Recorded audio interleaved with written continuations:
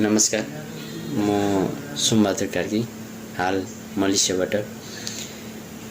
आज बिहानको घटना हो कि आज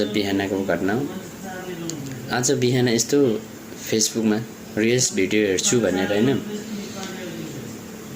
यस्तो फेसबुक कि मात्र खोलेको थिएँ, एउटा भिडियो अनि माथि समाचार लेखेको रहेछ कि। त्यो समाचार पढ्दै गयो।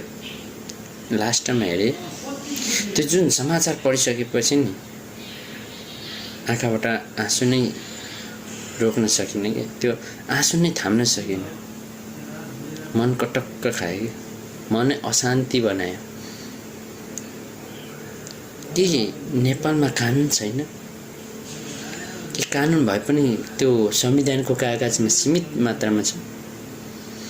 हामी नेपालीहरू अलिकति पनि भन्नाले हामी नेपालीहरूमा अलिकति सचेत जनचेतना छैन कि क्या हो? हामी नेपालीहरू अलिक बुद्धिमानी पनि छैन कि हो? त्यस्तो लाग्न थाल्यो। त्यस्तो लाग्यो कि त्यो समाचार पढिसकेपछि।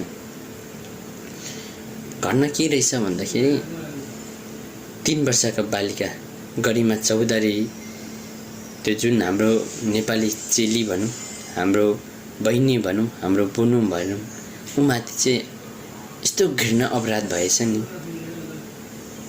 त्यो 3 वर्षका बालिकाले के बिगारेको थियो होला? ऊ आमाकै काखमा खेल्ने उमेरमा होइन, भर्खर त पाइला सारेको थियो होला। के अपराध गरेको थियो होला? त्यो राक्षसहरूको नजर चाहिँ किन त्यस्तो अपराध गर्न पुगे कि त्यो राक्षसहरूले?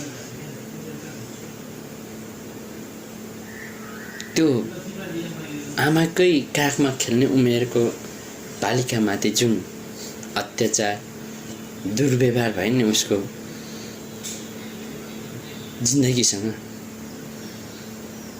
त्यसपछि लाग्यो नेपालमा कानुन छैन जस्तो लाग्यो।